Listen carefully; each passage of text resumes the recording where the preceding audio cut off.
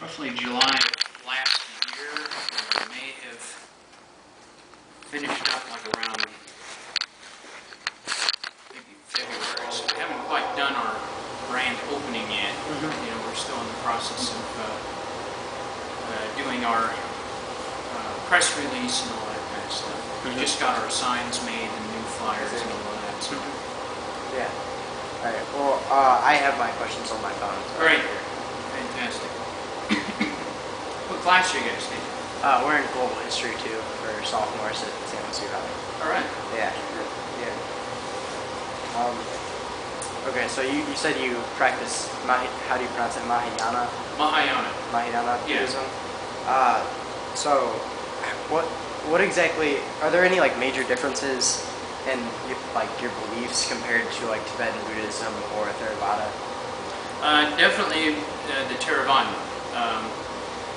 Tibetan Buddhism, which is also known as Vajrayana, actually comes out of Mahayana, so it's more of an extension of Mahayana. So we share all the exact same tenets and things like that. There's a few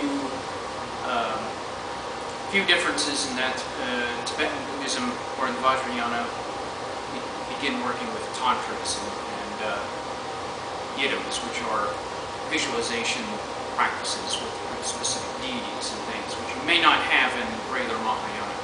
The big difference comes between the Mahayana and the Theravada.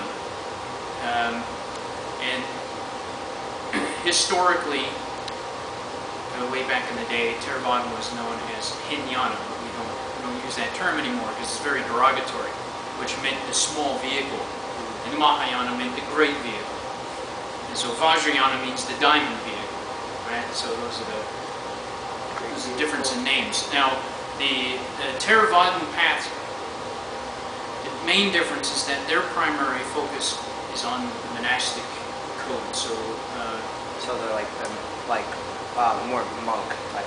Exactly. Like monastery, They deal very, very much with what we call the path of the Arhat, which is finding nirvana, or your enlightenment or liberation, through monastic practices.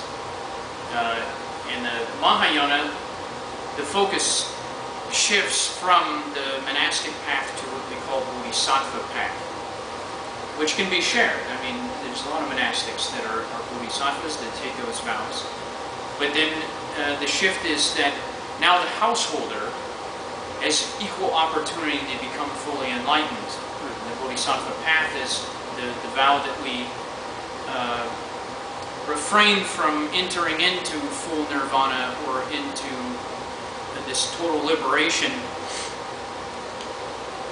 and leaving everyone behind. The idea is that we take the vow to actually postpone our own liberation, or we find our liberation through guiding others to their own liberation.